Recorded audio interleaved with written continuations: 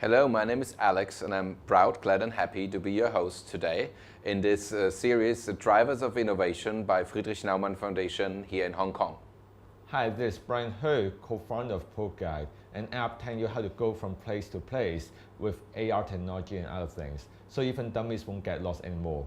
Brian, it's a pleasure to be here with you today and talk about innovation, startups and an entrepreneur's life in Hong Kong. Let us just dive into it right away and please let me know and share with me, why did you start to work in the startup industry in the first place? Yeah, thank you. I mean, it's also my honor, pleasure here. So why I really started, because at the very beginning, it's like when I was small, I always got some problems. Like when I go down on the street and want to go to the places, I always got lost in the middle, or maybe I spend much more time at the end. Because at the very beginning, I go to a new place and I read the map. I thought I should go on the left, but at the end it goes on the right. Why it happens? Because like in Hong Kong, there are so many tall buildings, so sometimes I may not be able to see the sunlight. So it's tough to find whether I'm pointing to the east or west. Then and also there are too many roads here. That's why if I lost the direction, I can't find it. So I think I should really have a technology to really help me to do this. So because I think reading maps, the traditional way of reading maps should not be able to help me. So that's how I'm thinking of how to do it. And then I thought AR is a good way to implement this kind of thing. But at that time, the technology on phone is not really that ready for doing this. That's why, but because I have quit my job, actually my partners and I have quit my job and really do the startup. So that's why we think of, let's solve another similar problem first. So the first thing we were solving is to really have people going from place to place by subway, by metro. So for this one we're doing quite well, and we have added some information that most Hong Kong people really love using it when they are riding on subway.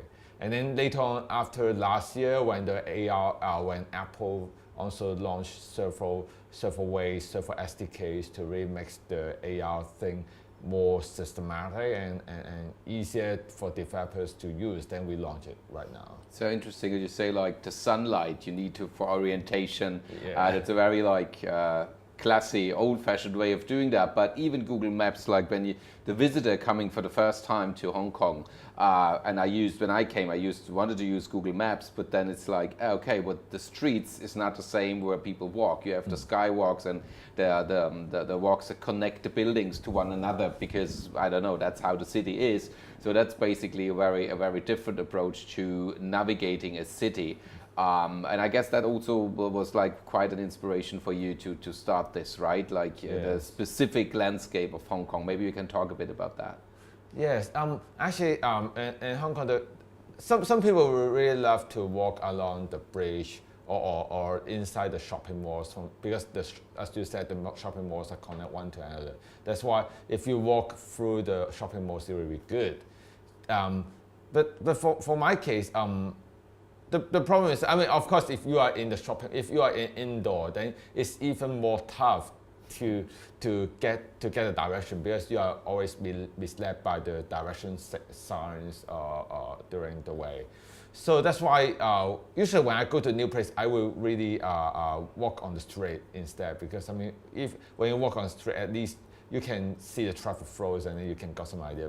But the problem in Hong Kong is that usually in many very well-developed cities, I mean, they have some rules, like for certain roads they must be pointing to the west, and certain roads that must be pointing to the east, or some roads are going to north and south. I mean, they have very structured ways, but Hong Kong is like, because Hong Kong is Hong Kong Island is an island, while Kowloon is another way. So they need to build along the seashore, and that's why the roads are really like, you have no pretty cool wall really is. So that's why you really need some tools to help you to really point to the direction you want to go, and that's why we are thinking of this kind of idea.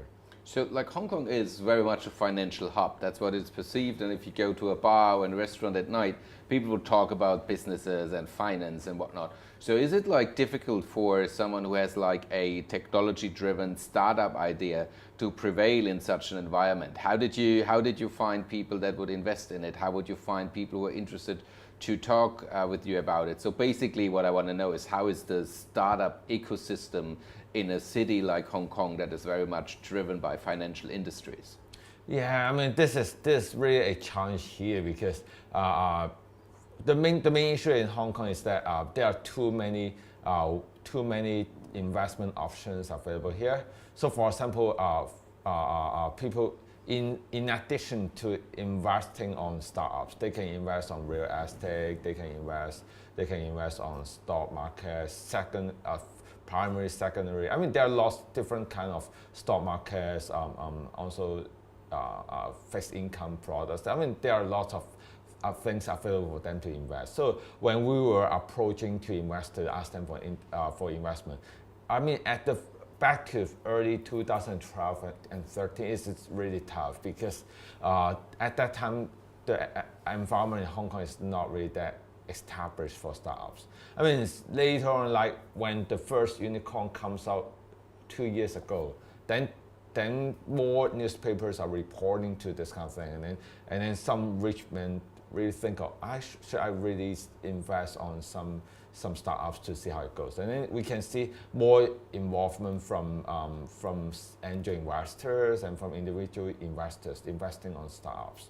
So I mean, for us, it's a little bit late, but at least we can still catch up the wave. But of course, life will be much better if we can get invested a few years ago. But because I mean, people will really benchmark our investment on our early stage startups. Like, can you give a fixed income return, a fixed return periodically? But it's not really the case for startup, right? Because for startup, it's like zero or win the world. I mean, the growth is like this kind of thing. But they expect something like this. They expect the growth rate like this. So it will become a bit tough to educate them at the very beginning. But I mean, sooner or later, when some successful case come out, then they start thinking of that they should really adjust the idea when they are investing on startups. On another note, but related to the topic, is like, yeah, you have to educate, if you will, your investors, but also let's go to universities. They lead like people from outside of Hong Kong, because many things are so much like packed in the financial industries that it's difficult to find talent to do a PhD in Hong Kong. Mm-hmm. So I was wondering, how much does your industry today rely on talent that comes into the city, and is Hong Kong appealing for people in the startup economy that would coming in from Europe or the United States? Yeah, I think for this part, first of all, it's very true that especially in a financial city in Hong Kong, I mean, the investment banks and commercial banks can pay really huge salary to attract local talents, or even talents from overseas to come in and work for them. So that's why when we are finding developers, we are really competing against investment banks, which will make our life tough. But one good thing the other side is that they have attracted so many talents from all around the place to Hong Kong. So for some people, no matter technology driven or business driven, they may be from overseas, and then they come to Hong Kong to work for investment banks at the earlier age. But then they want to really they want to develop their business in startups, or they want to work for startups. Then these are the talents available for us. Of course, our government is working hard in the past 2 years to have some policies and some incentives to attract more talents coming in. And I've seen that even they are aligned with several associations or organizations all around the world for launching this kind of talent acquisition projects. So I hope that things will be even better in the coming few years. Like looking into the environment of Hong Kong, like other regions and parts of China, they also have deployed in the recent past startup hubs, technological hubs. What do you make out of that? How is the competition between Hong Kong and the other regions of China that have made such a huge, tremendous progress in terms of technology? Yeah, I think in terms of technology, China really plays a really big role in the whole Asia, among the whole Asia countries among the whole Asia. They have really good and successful startups in the past few years as well. So I mean, if we directly compete against them, then it would become a big trouble for us. So we don't trade this way because of course because first of all they have talents, local talents, and also talents from Germany and Bay Area as well. So I mean they are really doing great job on this kind of thing. So when we are positioning ourselves, we won't say that we are competing against them because they are more mature at that stage. So usually for talents, they love joining some mature technology companies. They will choose China because China got a lot of more successful and mature startups, and their market is much larger. But for technical talents who want to really try some new things, who want to who align with our vision on geographical and navigation thing, and also who wants to ensure a better integrity place. I mean, place with higher integrity people and that kind of thing, then they may choose us or choose Hong Kong because Hong Kong. I mean, one good thing in Hong Kong is that people here are having are more honest, Western style, higher integrity, that kind of thing. That's an interesting take because that would have been actually also my next question in regard. What do you make? Is Hong Kong in itself like a competitive advantage because of the autonomy the region enjoys? Is that something that you can attract people, talent for? Is that something that you advertise Hong Kong as a special place compared to the rest of China? And if so, what would be the peculiarity of Hong Kong that is like compared to other parts of China, the advantage? Yeah, I think the main one of the good thing in Hong Kong is that the government intervene. First of all, of course, for both places, government can stop certain startup projects, but because I mean the law systems in Hong Kong, China is different. So for one good thing in China is that first of all, they may not restrict you or prevent you from doing something. But later on, they may impose some laws to protect the local companies in China. But first of all, there is no such thing in Hong Kong. I mean, the Hong Kong government won't deploy some policies to protect the startups in Hong Kong. So I mean, when they are having some policy to restrict some of the things, for example, for Airbnb and Uber-like business, then they are very objective and apply the same thing for all startups in Hong Kong and all around the world. So I mean, first of all, they are quite fair for this case. But of course, if for example, if you want to try a thing that the policy isn't ready in Hong Kong yet, then don't try here because it takes some time for the legislator to really change the laws in order to accommodate certain types of new business. For example, if you want to do cloud, if you want to do Bitcoin thing or cryptocurrency in Hong Kong, I mean, you are better to do it later, but not now, because it takes some time for Hong Kong to really do this.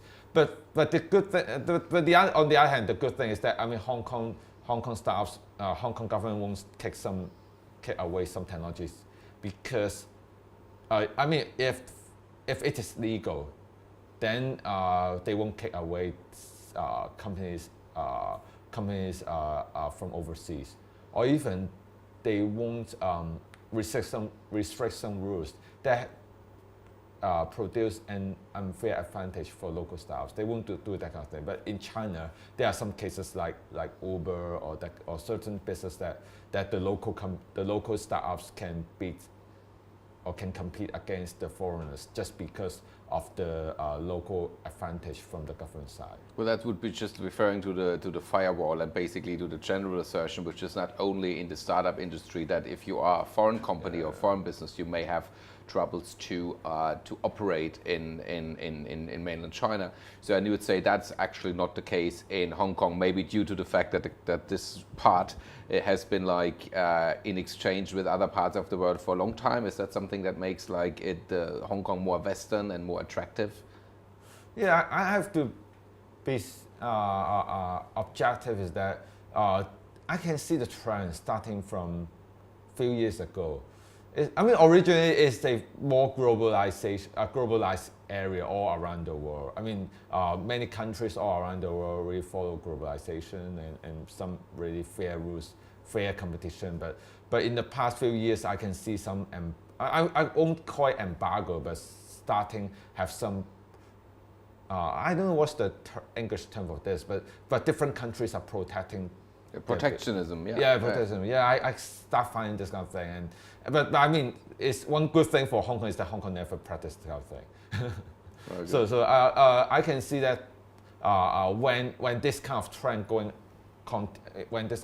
continues, then the competitiveness of Hong Kong will start growing up because Hong Kong government, I can't see in the earlier or later future that it will protect themselves, because Hong Kong government doesn't work like this at all. Basically, we needed the last 6-7 years to gather all this data, to make sense out of the data and work with the technologies of Apple and Google. Is that what you say? We just were not there yet a few years ago. Many people try to use limited hardware and technologies to implement the AR, but at the end, the performance is not really that good. The stability and accuracy is not really that good. But since last year, since Apple launched the AR kit,